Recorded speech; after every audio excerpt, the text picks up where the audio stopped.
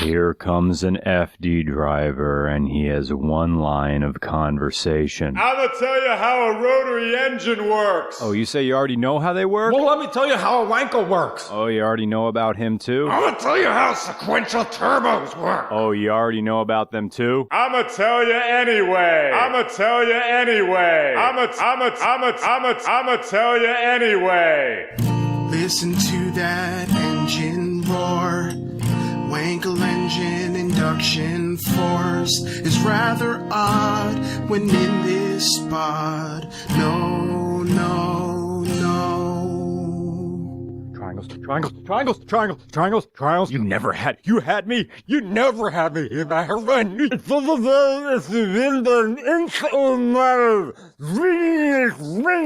Air goes in one turbo and becomes bigger, and air goes in another turbo and bigger, and the other turbo comes out, it comes up. Then it goes round, round, round, round, round, round, round. Piss spin. Leading edge spark plugs and trailing edge spark plugs, and leading edge lift up my ball sack. And then the interior of the car gets unbearably hot. My vagina is now the cursed earth. Thanks, RX-7 FD. This is a 1993 Mazda RX-7 FD. Twin rotor, twin turbo. This is the car for the man who flexes while driving. Oh, I'm at a stoplight. I'm in my RX-7. Time to flex that forearm and look at you over my bicep. Oh, you want some of this? My dick is full of cheese. And this is the first car we've gotten in which we were able to get a dyno reading. Remember the sloppy mechanics video where they blew up the Buick Century on the dyno using nitrous? Earlier that day, this RX-7 went up on the dyno and made 290 to the wheels.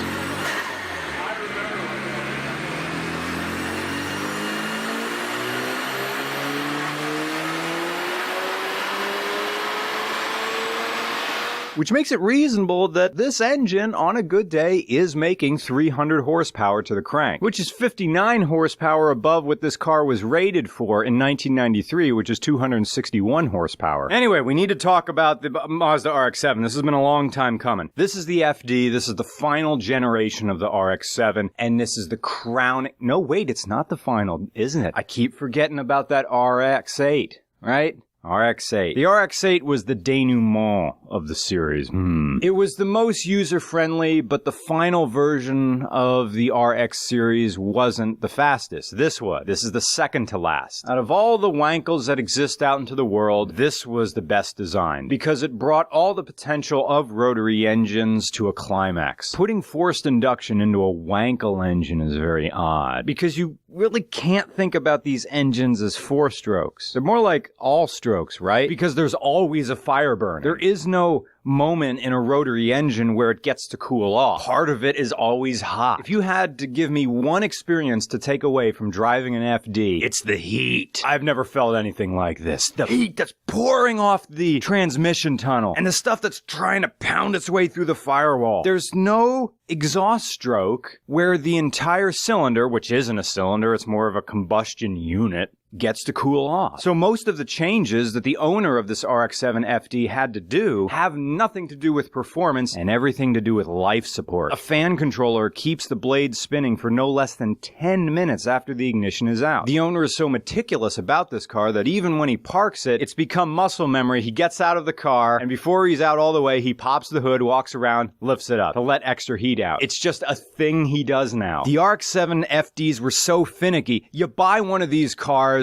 if your Evo 9 is too reliable for you. Look at this engine bay. There's extra heat shielding, and then more heat shielding. And then there's this gold looking stuff. You know, I'm gonna let the owner talk about it. Here, go ahead. I had the car for about 5 years, kept it stock for about 4. Then I decided to pour money into it. This airbox is from M2 Performance.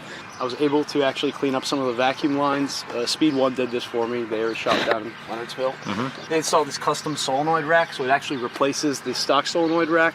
The stock solenoid rack is pictured in this rat's nest diagram there of 42 unique vacuum hoses. So it's cut that down significantly. Was able to take out some of the emissions-related airflow pieces and components, the direct air to your catalytic converter.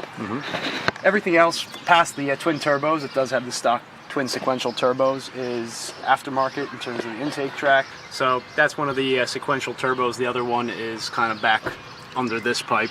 They feed in, one turbo gets fed by this pipe, the other one by the one right underneath that. So then they both get collected after getting the boost and come out this pipe through the intercooler. The intercooler is ducted. The duct comes out and feeds the front bumper as well.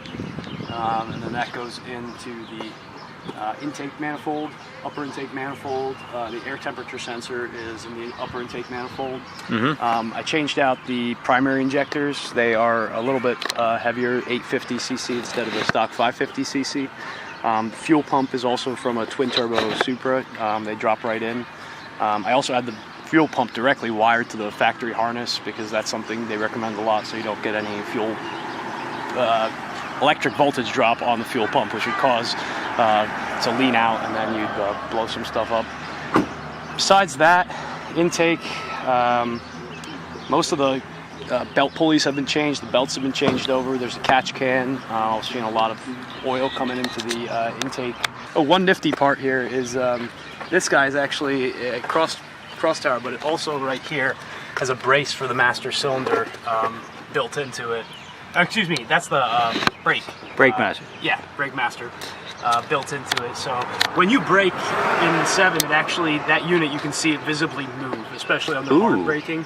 So that's just something a little aftermarket. This HKS ignition amplifier, basically. So. And then a pizza delivery bag is cut open and smeared with the dark soul of a bicyclist who intentionally hugs the left side of the lane with his balls all smeared with Burt's Bees and meatball subgrease. An FD lives its life on more life support than a dinner conversation the day after your mom found your spanker chief in a copy of The Reeves Tale, the graphic novel. Bone up on your Chaucer! They call that stuff great literature. It's really nothing but rough sex. The FD is the sperm that fertilizes the egg of bro culture. It's the quarterback who goes to his rival school's prom. The hell, man, he's taking our women. He doesn't even go here. Everybody who reviews one of these cars talks about how gutless they are at low RPM. They don't do it enough justice. It sounds like the car is broken if you try to short shift this thing. Ideal time to shift? 5,000 RPM.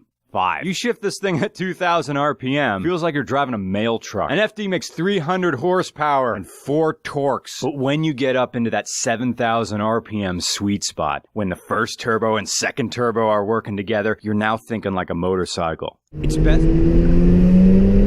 Holy wow! This is like a motorcycle. This is like a 600, or no more, like a 1,000 a little bit, and that. There is no drop off at the top. Yeah. The top is where everything is. Yes, exactly. Yes, sir. Holy moly. You can't really think in stroke because there is no stroke. Can't really think in bore because that doesn't make sense either. The dark side of the FD are people who put LS engines into these things. And I agree with Farah. You put a Chevy V8 into an RX-7 so the car works. And he's right. Although, what does that leave you with? A slightly smaller Corvette C5. If you keep the rotary engine in here and keep it running correctly, the RX-7 becomes a car that happens when you mix whey protein into all the things. An RX-7 without a rotary engine is like watching reality TV and hoping to see a titty. It's inherently restrictive. It sacrifices the experience in favor of functionality. When you feel these sequential turbos kicking in, it's like pausing life as the roller coaster just begins to crest the first hill. Imagine being able to call up that feeling of uncertainty at any moment. Once this car has you in its grasp, it's hard to get out from that spell. The more you struggle, the more you bro out. Your hair becomes spiked with Axe brand douche gel, and you bathe in Old Spice when you forget to take a shower. And you watch To Catch a Contractor because you like seeing people get yelled at. And you don't wear condoms because you invented a latex allergy. The RX-7 is an inescapable signifier of dudism. Once you're in, you're in. You can struggle, but there's no escape. Mazda RX-7 FD, the Chinese finger trap of cars. Of course, this is a 1993 car, and 1993 is becoming a reflection of 2015 in a lot of ways. You have a Bush and a Clinton running for president, a new Jurassic Park movie in theaters, and the TV show Coach is apparently coming back even though nobody was asking for it. Oh, and the X-Files too. They debuted it in 93. And they're getting another crack at it in 2016 because of reasons. But then again, the Mazda RX-7 is permanently stuck in the 90s. And this car could have only existed in the 90s. That beginning burst of the dot-com boom. The tick, tick, tick of the roller coaster hiking its way up the Dow Jones. NASDAQ getting bigger and bigger and bigger. So why not try to make a sequential twin-turbo rotary engine? Why not? It's the 90s. I got typing class, but I'm really just going to play Jezball the entire time. This FD is from the era when, if the classroom computer broke, the teacher had to get you to fix it because there was no IT department at your school. And every single third grader knew more about computers than the principal did. You buy an FD for the same reason you build a ship in a bottle, or daily a Dodge Viper, or run Linux on every single one of your home computers without a backup OS, or shoot with a manual lens when an autofocus would do just fine, or retain points ignition on an old classic car, or make pasta by hand. You do it because it's hard, because it's a challenge. Owning an RX-7 FD is a wedding band for car enthusiasts. It's a symbol of your devotion, because this is a car that has a community all its own, a cult following that doesn't seek approval from other automotive communities, and that's worthy of respect. You could put an LS in here, and it would be good, but it wouldn't be the same. The RX-7 boasted, again when it was new, 261 horsepower from the 13B REW rotary engine, which stood as the last bastion for all the rotaries, and 2 sequential turbochargers and near 50-50 weight distribution. Not only is it capable, it's loaded with personality, like rings on a coffee table, or the antisocial goth girl who's beautiful on the inside. Sure, her poetry is horrible, and yeah, you'll get ragged on for dating her, but let's be honest, the goth girl is gonna do you right, because the blonde cheerleader doesn't think she has to do anything beyond being the hot cheerleader, but the goth girl, she'll work for that ass. Because she has something to prove. And at the end of the day, that's who you'll choose every single time. Because she can do you in the way you need to be done. Just like an RX-7. And when the rest of your friends wake the hell up, you'll be the one who gets to say you wised up first. This is the car for the men who are flexing while they're driving the road and their dick's full of cheese. Buy this RX, it's the second to last generation. It's hot and I don't mean a tease.